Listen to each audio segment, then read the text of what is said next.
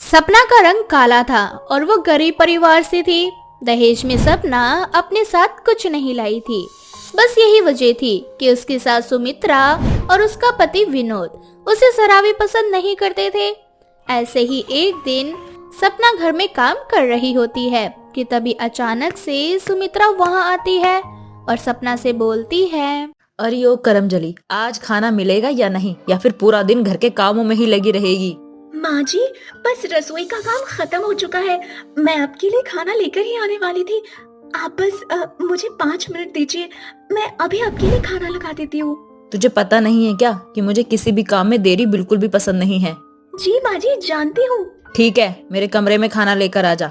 सपना फटाफट रोटियां बनाकर अपनी सास के लिए खाना उसके कमरे में ले जाती है, पर जल्दी की वजह से सपना से एक रोटी जल जाती है।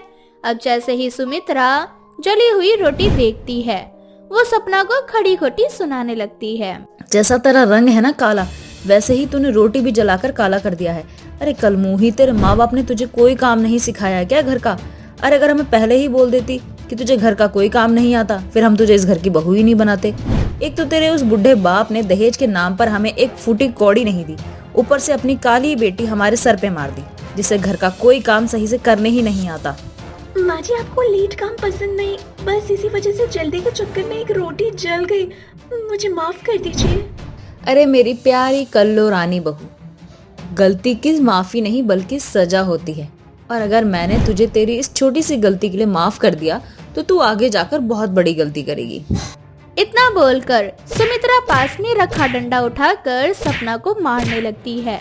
अब इसी तरह से बेचारी गरीब सपना अपना रंग काला होने की वजह से अपने पति और सास की खड़ी खोटी सुनती है।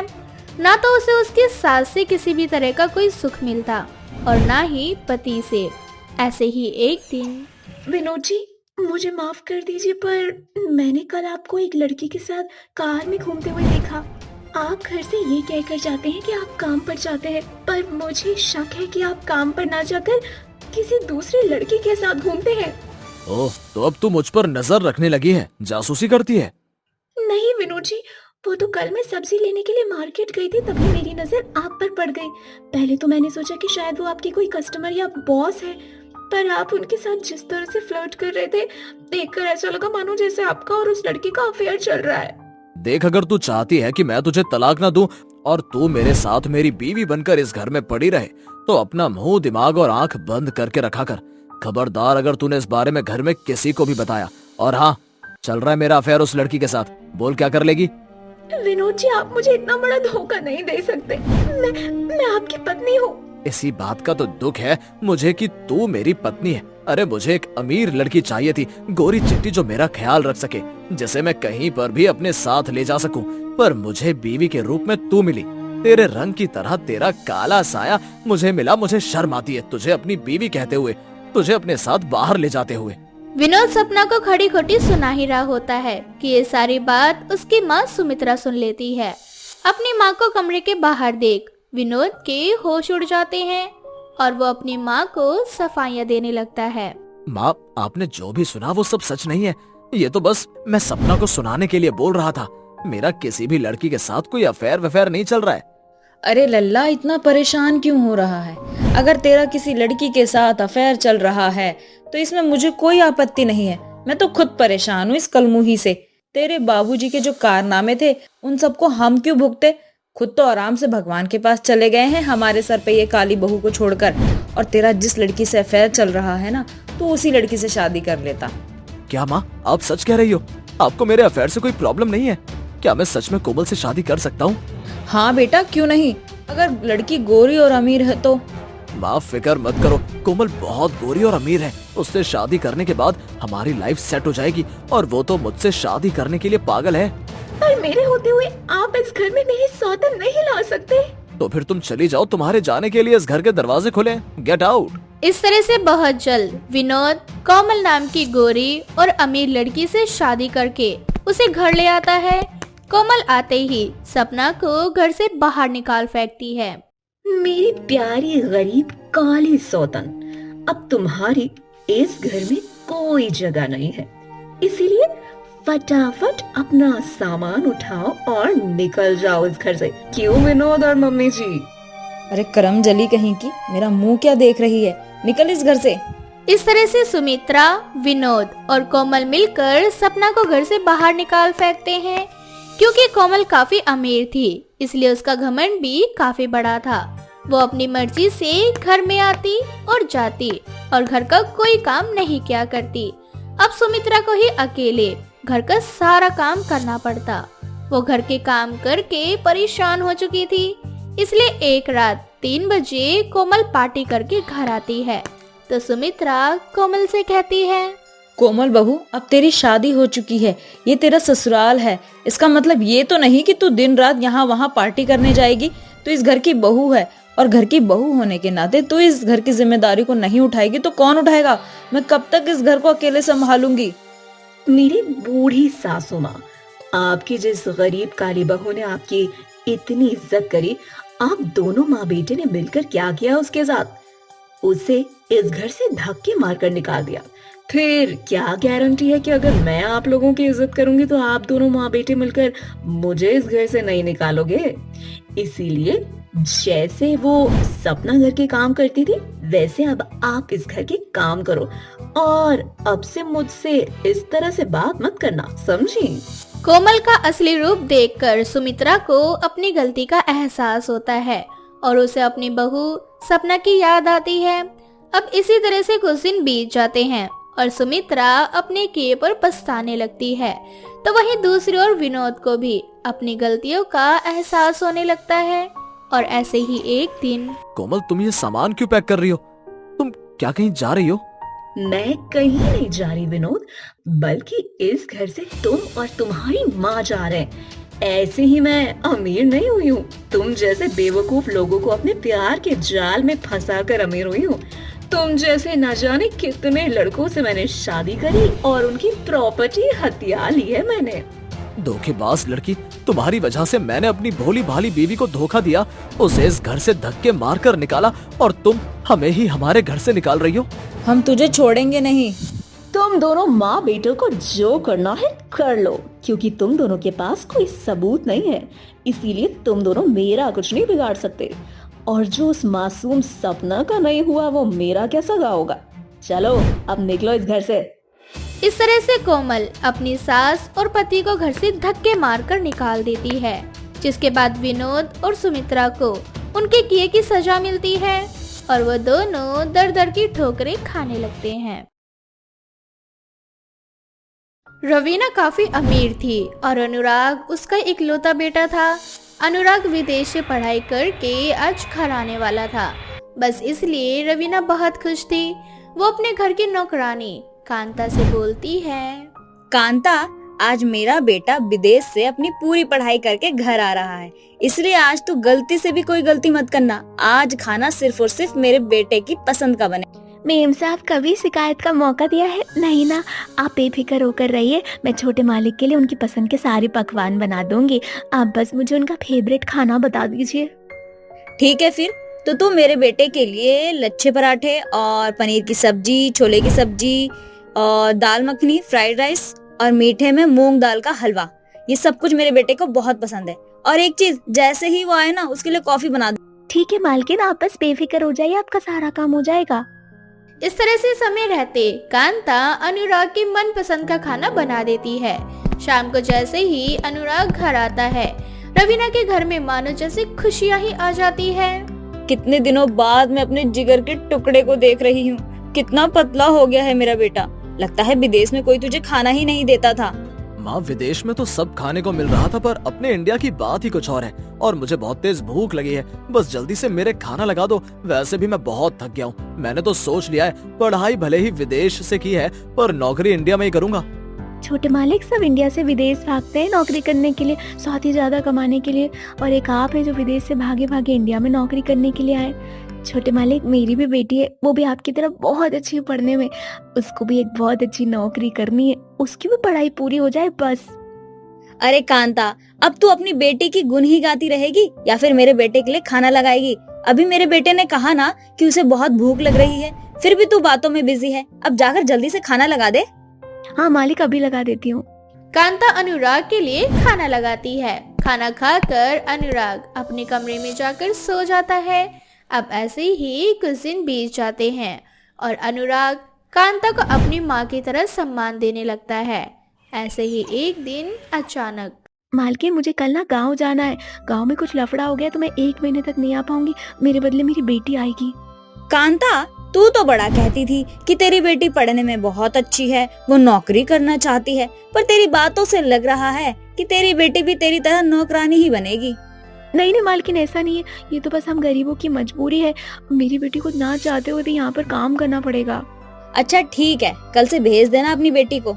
अब अगले दिन कांता की बेटी अनन्या रवीना के घर आती है, पर जब रवीना दरवाजा खोलती है तो वो अनन्या को पहचान नहीं पाती, जिसके बाद अनन्या बड़े ही आराम से बोलती है। नमस्ते आंटी, मैं कांता की बेटी अनन्या। माँ गांव गई है ना? हाँ, याद आ गया। चल मैं तुझे तेरा काम बता देती हूँ और ये भी बता देती हूँ कि तेरी माँ कैसे काम करती थी, ताकि तुझे काम करने में कोई परेशानी ना हो। इस तरह से रवीना अनन्या को घर के सारे काम समझा देती है। अब अनन्या अपने काम पर लग जाती है। शाम को जब अनुराग घर आता है तो अनन्या को देख वो बस उसे देखता ही रह जाता है। इतनी सुंदर लड़की है, ठीक वैसी ही जैसी मैं चाहता था। ये है कौन? माँ ने तो इसके बारे में मुझे कभी नहीं बताया। मालिक, आपकी कॉफी। माँ ये कौन है? और कांता आंटी नजर नहीं आ रही। हाँ बेटा, ये कांता की बेटी है अनन्या। दरअसल कांता के गांव में कुछ लफड़ा हो गया है, इसी वजह से वो उस लफड़े को सुलझाने के लिए गांव गई है और उसके बदले में उसकी बेटी यहाँ पर काम करने के लिए आई है। अनन्या, जाकर रात के खाने की तैयारी कर लो। अनन्या अपने काम पर लग जाती है, पर अनुराग की नजरें बस अनन्या को ही ढूंढती रह जाती है। अब समय यूं ही बीतता जाता है और अनन्या घर के साथ अनुराग का भी बहुत अच्छे से ख्याल रखती है, जिस वजह से बहुत जल्द अनुराग और अनन्या एक दूसरे के करीब आ जाते हैं और अनुराग को मन ही मन अनन्या को पसंद करने लगता है। कल से अनन्या का घर में आना बंद हो जाएगा। अब अनन्या से मैं अपने दिल की बात कैसे करूं? क्या करूं, कुछ समझ नहीं आ रहा। एक काम करता हूं, माँ से अपने दिल की बात कह देता हूं। वैसे भी कब तक नाराज होगी, और वैसे भी अब मुझे अनन्या को अपनी बीवी बनाना है। अनुराग अपनी माँ से इस बारे में बात करता है। जैसे ही रवीना को पता चलता है कि अनुराग एक नौकरानी से प्यार करने लगा है तो वो इस रिश्ते के खिलाफ हो जाती है। बेटा, तेरा दिमाग तो ठीक है ना? ये कैसी बहकी बहकी बातें कर रहा है? और तुझे इस नौकरानी के अलावा और कोई लड़की नहीं मिली? अरे कहाँ ये, कहाँ हम? मैं इस नौकरानी को अपने घर की बहू कभी नहीं मानूंगी। माँ, इन कुछ ही दिनों में मैं अनन्या से प्यार करने लगा हूँ, और अगर आपने मेरी शादी उससे नहीं करवाई तो मैं जिंदगी भर कुंवारा रहूंगा, और ये मेरा फाइनल डिसीजन है। अब ना चाहते हुए भी रवीना को अनुराग की शादी अनन्या से करवानी पड़ती है। अनन्या एक नौकरानी थी, जिस वजह से उसे अमीर लोगों के रहन सहन को फॉलो करना नहीं आता था। शादी के बाद अनन्या जमीन पर बैठकर खाना खा रही होती है। ये देखकर रवीना को बहुत गुस्सा आता है और वो उससे बोलती है, अनन्या, तुम ये क्या कर रही हो? जमीन पर बैठ के खाना क्यों खा रही हो? अरे भूल गई क्या कि तुम इस घर की नौकरानी नहीं बल्कि बहू रानी हो? माफ करना सासू माँ, आज से पहले मैंने कभी डाइनिंग टेबल पर खाना नहीं खाया ना, बस इसीलिए। इतना बोलकर अनन्या डाइनिंग टेबल पर बैठ जाती है और हाथों से खाना खाने लगती है। अनन्या की ये सारी हरकतें देखकर रवीना को और भी गुस्सा आता है और वो अनन्या को फटकार लगाते हुए उससे बोलती है, अनन्या बहू, तुम्हें कितनी बार समझाना पड़ेगा कि तुम अब इस घर की नौकरानी नहीं बल्कि बहू रानी हो, और हमारे घर की बहू हाथ से नहीं बल्कि चम्मच से खाना खाती है। अरे इस घर के तौर तरीके जल्दी से सीख लो, क्योंकि बहुत जल्द तुम्हारी मुंह दिखाई होने वाली है और इस घर में एक बहुत बड़ी पार्टी होने वाली है। मैं नहीं चाहती कि उस पार्टी में तुम्हारी वजह से मेरी या फिर मेरे बेटे की कोई इंसल्ट हो। रवीना अपनी बहू को डांट कर चली जाती है, पर ये सब कुछ अनुराग देख लेता है। उसे अनन्या के लिए बहुत बुरा लगता है और अनुराग बहुत जल्द अनन्या को बड़े घर का रहन सहन और उसके तौर तरीके सिखाता है। कुछ दिनों बाद जब अनन्या की मुंह दिखाई होती है तो सभी लोगों को पता चलता है कि रवीना की घर की नौकरानी ही उसकी बहू रानी बनी है। अब सभी आपस में बातें करने लगती हैं और तभी अनन्या औरतों की बातों का जवाब देती है। Excuse me, auntie. I agree that I want a maid in this house. But now I am daughter-in-law of this house. So you people can say whatever you about me. But don't say against my mother-in-law. Ananya के English और उसके ठाट बाट देखकर सभी औरतों का मुंह बंद हो जाता है और उस दिन के बाद से रवीना अपनी नौकरानी बहू अपना लेती है। 3 जादुई सांप की रेस। ये कहानी है भीमपुर नामक गांव की, जहां पर 3 दोस्त रहा करते थे जिनका नाम अर्जुन, महेश और विपुल था। इन तीनों में बहुत ही गहरी दोस्ती हुआ करती थी। तीनों दोस्त बेरोजगार थे, जबकि सारा दिन कभी यहाँ तो कभी वहाँ ये तीनों मटर गश्ती किया करते, लेकिन बातें बड़ी बड़ी किया करते थे। ऐसे ही एक दिन तीनों दोस्त एक पेड़ के पास बैठकर ताश खेल रहे होते हैं। तभी अर्जुन अपने दोस्तों से कहता है, अरे यार क्या बताऊं, सोच रहा हूँ बिजनेस कर लूं, लेकिन बिजनेस करने के लिए इतने पैसे भी नहीं है मेरे पास, तो बहुत परेशान हूँ यार अपने काम को लेकर। हाँ यार अर्जुन, तू बिल्कुल सही बात कर रहा है। बिजनेस करने के लिए तो मैं भी सोच रहा हूँ। मैं तो ये सोच रहा हूँ कि मैं विदेश चला जाऊँ। अरे भाई, तुम दोनों आपस में बस ये बात ही करते रहोगे क्या? कहने और करने में बहुत फर्क होता है। क्या लगता है कि मैं यहाँ बकवास कर रहा हूँ? तुझे नहीं पता कि मेरे दादा परदादा ने कितनी सारी जायदाद मेरे नाम करके भगवान को प्यारे हुए। अरे कहने और करने में बहुत फर्क होता है भाई। तुम दोनों से खाली लंबी लंबी और बड़ी बड़ी बातें करवा लो, करना वरना तो कुछ है नहीं। एक विदेश जाने की सोच रहा है तो एक रोजगार करने की। बातों में दम नहीं बल्कि कर्मों में दम होना चाहिए। तुम दोनों तो ऐसे ही हो निठल्ले। तुमसे बढ़िया तो मैं हूँ, कम से कम कुछ कर नहीं सकता तो ऐसी बकवास तो नहीं करता ना कि मैं ये करूँगा वो करूँगा। देख विपुल, मजाक बनाने से पहले ना 100 बार सोचना चाहिए। और तू हमारा दोस्त होकर भी हम दोनों का मजाक बना रहा है। तुझे अभी अंदाजा भी नहीं है कि हम दोनों अगर गुस्से में आ गए तो तेरा क्या हश्र करेंगे। क्या कर लोगे तुम दोनों मेरा, हैं? वो तीनों दोस्त आपस में लड़ाई शुरू कर देते हैं। वो तीनों एक दूसरे को मारते हुए लड़ाई कर रहे होते हैं। उन तीनों की लड़ाई देखकर गांव के कुछ लोग इकट्ठे हो जाते हैं और वो लोग इन्हें छुड़ाने की कोशिश करते हैं, लेकिन ये तीनों आपस में इस तरह लड़ रहे होते हैं कि इन्हें किसी की कोई परवाह ही नहीं होती। गाँव वाले भी थक हार कर वहाँ से चले जाते हैं। ऐसे ही कुछ दिन बीत जाते हैं। एक दिन वो तीनों दोस्त फिर इकट्ठा होते हैं और आपस में बातचीत करते हुए कहते हैं, देखो भाई, लड़ाई कौन सी दोस्ती यारी में नहीं होती, सब में होती है। और जहाँ लड़ाई नहीं वहाँ प्यार नहीं। हम तीनों एक दूसरे से बहुत प्यार करते हैं और तुम दोनों तो मेरी जान हो यारो। हाँ अर्जुन यार, बात तो तूने बिल्कुल सही कही। लड़ाई कहाँ नहीं होती, लेकिन अब जैसा भी हो है तो हम तीनों एक दूसरे के दोस्त ही ना। हाँ, बातें करना तो कोई तुमसे सीखे। एक हाँ बोलता है तो दूसरा उसकी हाँ में हाँ मिलाता है। अरे महेश, अर्जुन जो कह रहा है वो सही है, लेकिन तूने कभी ये सोचा है कि आज वो ये बोल रहा है कि हम दोस्त हैं, थोड़ी देर बाद कब हमें अपना दुश्मन समझने लग जाता है वो ये खुद नहीं जानता। हाँ, ये विपुल का कहना भी बिल्कुल सही लग रहा है। हाँ, अब विपुल बिल्कुल सही कह रहा है। तू सबकी बातों में बस हाँ में हाँ मिलाता है, कभी मेरी तो कभी विपुल की। अपनी बात तो तेरे पास है ही नहीं। नहीं, तू क्या कहना चाहता है कि मेरे पास खुद की सोचने समझने की शक्ति नहीं है क्या? कहने की क्या बात है, जो बात सच है वो सच है। तू हाँ में हाँ मिलाता ही है। अभी थोड़ी देर पहले मेरी हाँ में हाँ मिला रहा था और अभी विपुल के।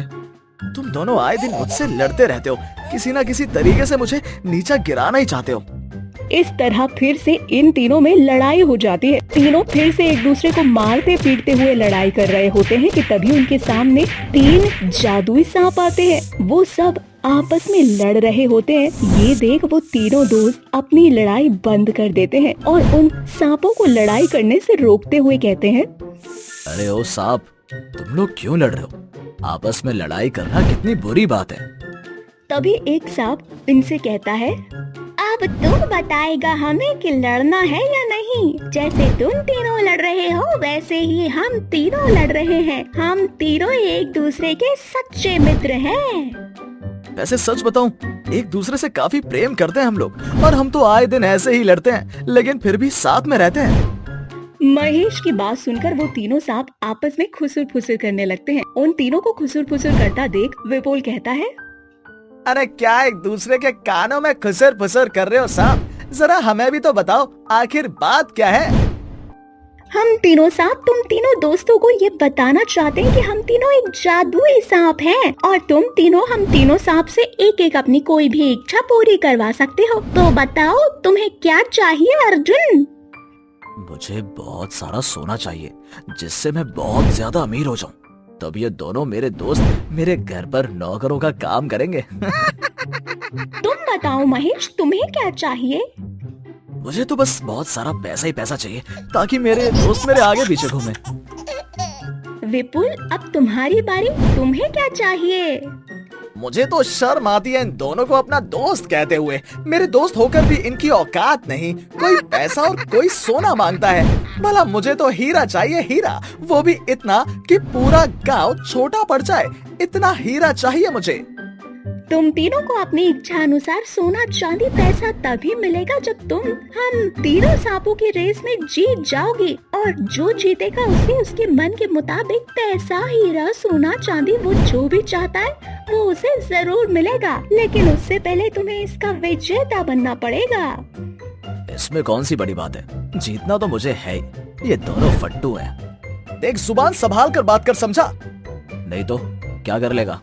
अरे लड़ो मत यार, अभी लड़ने का समय नहीं है। रेस शुरू होने से पहले मैं तुम तीनों को बता दूं, तुम तीनों को अपनी मंजिलों के बारे में सोचना होगा। किसी के भी बारे में बुरा नहीं सोचना होगा। जो बुरा सोचेगा या सिर्फ अपना फायदा सोचेगा, उसे उसकी इच्छा अनुसार कुछ भी नहीं मिलेगा। साफ शब्दों में कहा जाए तो वो हार जाएगा, और ये रेस एक गांव से दूसरे गांव तक की होगी। तीनों दोस्त किसी तरह रेस के लिए तैयार हो जाते हैं। जादुई सांप अपना आकार बड़ा कर लेते हैं। इसके बाद वो तीनों दोस्त उन सांपों के ऊपर बैठ जाते हैं। तीनों सांप तेजी से आगे बढ़ते हैं। अर्जुन और महेश का सांप काफी तेजी से आगे बढ़ रहा होता है। विपुल का सांप पीछे ही रह जाता है। अपने मन को साफ रखते हुए वो रेस की तरफ बढ़ता है। ऐसे ही अचानक से विपुल का सांप काफी आगे बढ़ जाता है और महेश और अर्जुन का सांप पीछे रह जाता है। तभी महेश और अर्जुन अपने अपने मन में कहते हैं, गलती कर दी मैंने इस सांप के ऊपर बैठकर। काश मैं विपुल वाले सांप के ऊपर बैठता तो आज मैं आगे होता। हे भगवान, कैसा निठल्ला सांप है ये, इतनी धीरे धीरे चल रहा है। मुझे तो लग रहा है ये विपुल जीत जाएगा। थोड़ी ही देर बाद विपुल अपने सांप के साथ इस रेस का विजेता बनता है और वो सांप उसे खूब सारा हीरा देता है। ये देखकर अर्जुन और महेश उस सांप से कहते हैं, ये सब क्या है? ये विपुल कैसे जीत गया? अगर तुम तीनों जादुई सांप हो तो तुम दोनों को भी जीतना चाहिए था ना? हमने तुम्हें पहले ही बताया था इस रेस का नियम। इस रेस में मन को साफ रख के ही आगे बढ़ना है। जिसके मन में किसी को लेकर बैर आ जाएगा वो हार जाएगा। ये सुनते ही महेश अर्जुन सर पटक पटक कर रोने लगते हैं।